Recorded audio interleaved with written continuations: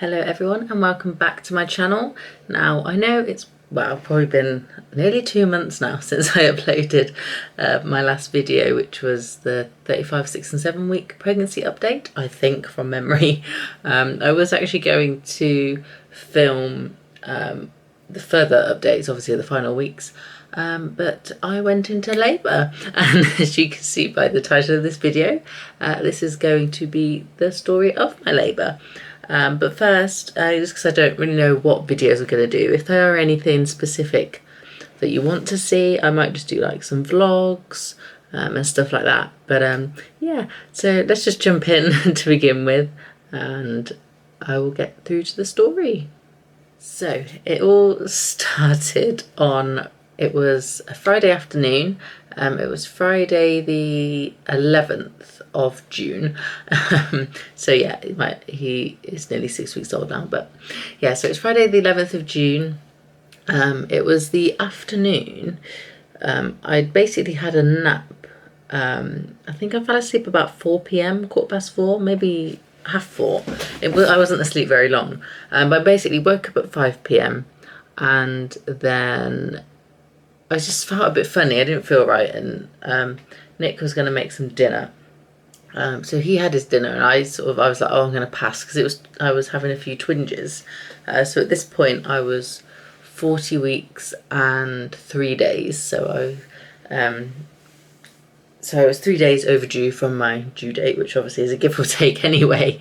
So yeah, he had his dinner, and I just I didn't feel like sick, but I was twinging a bit, and I was like, oh, could this be the start of it? Obviously, I didn't know. I'd had a few twinges like previously, but they were just like one and done, gone, and all sorted. So then it started to get a little bit worse, and I was like, I'm just going to go sit upstairs because, well, I lie upstairs with my pillow because I just don't feel too well. I'll shout or whatever if I need you. And yeah, so then I realised, well, I must be in the very sort of beginning of labour, because I was having contractions and they were coming and going. They weren't like frequent, but they were getting quite close together.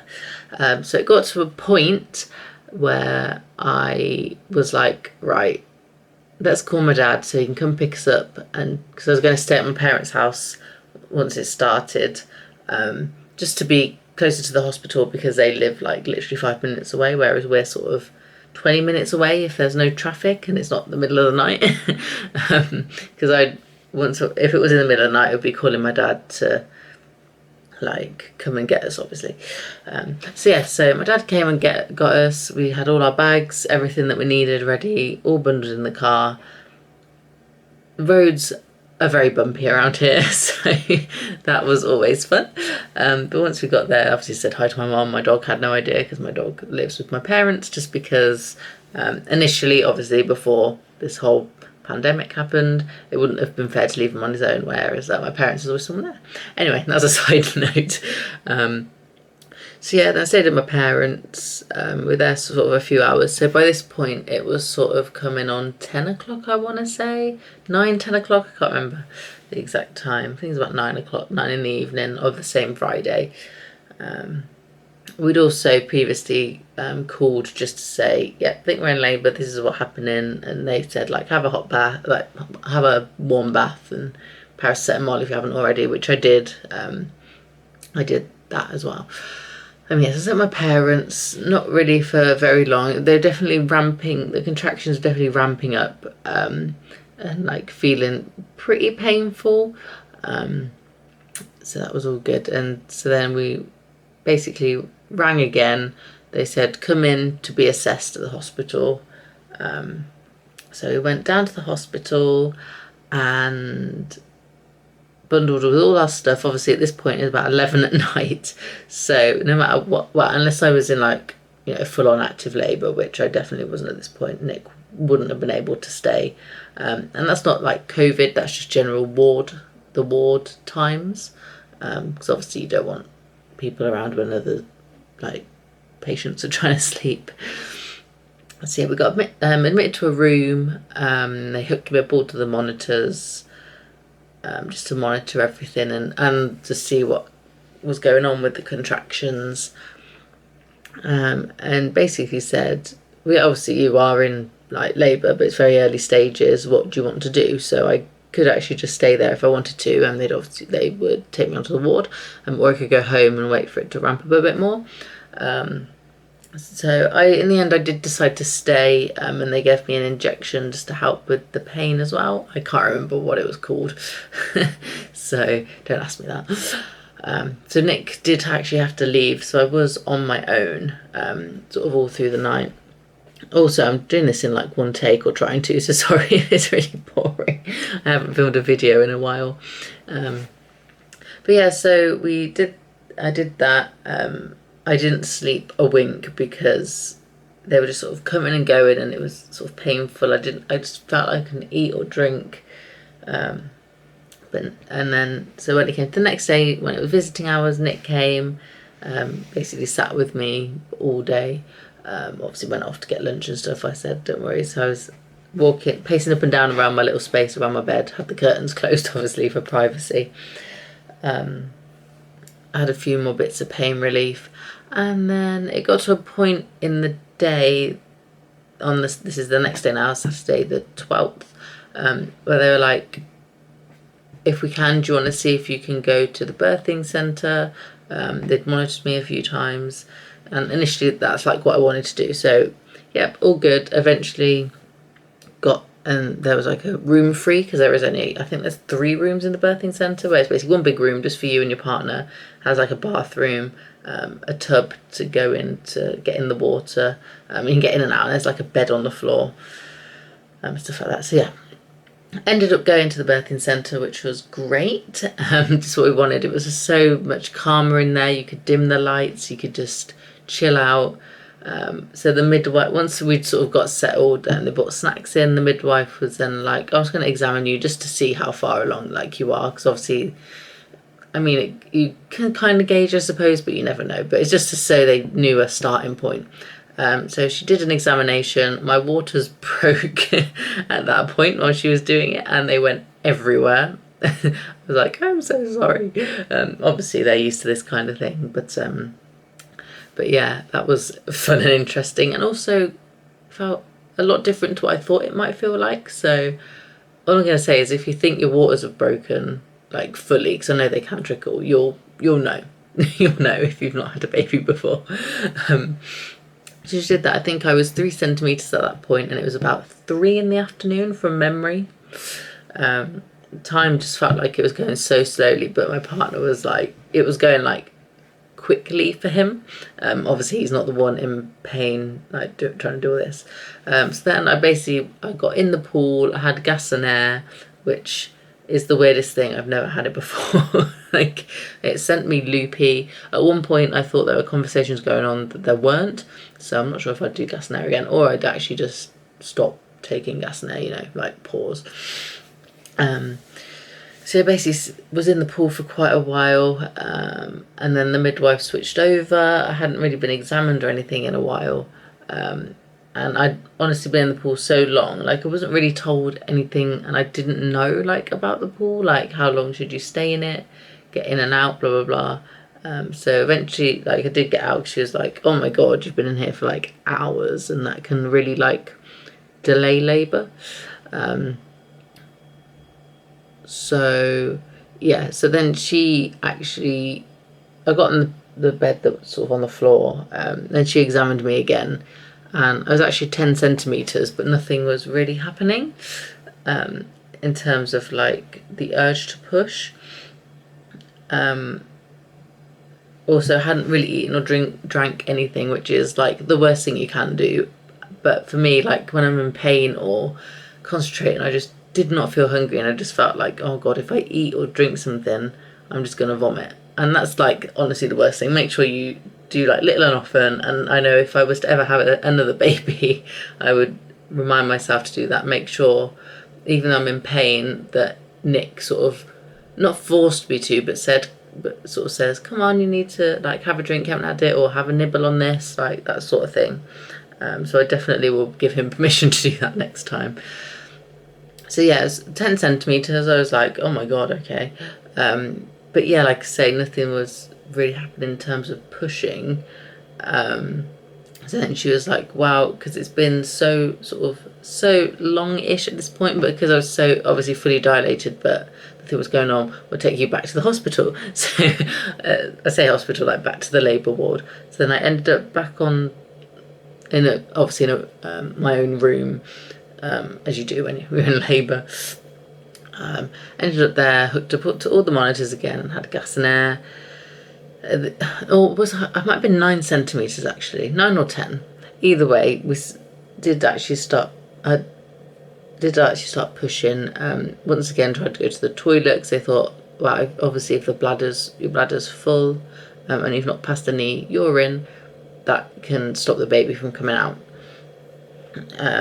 Which is, yeah, all fine. I mean, I don't want to say like it was my fault, but I know like I could have done things better, but also I didn't feel too prepared of what to expect either, even with like looking up things and doing research and stuff. Like, they're the questions I definitely sort of want to ask if I could go back in time.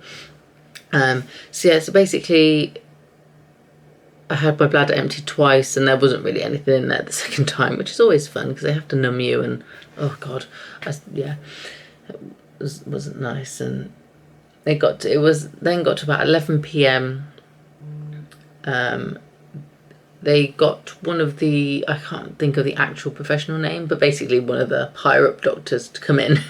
She examined me, and baby, so instead of obviously your baby comes down and out, as it were, his head was sort of slightly angled like this is the best way. So he wasn't head like down ready to go. So as I was pushing, he could, make his way through.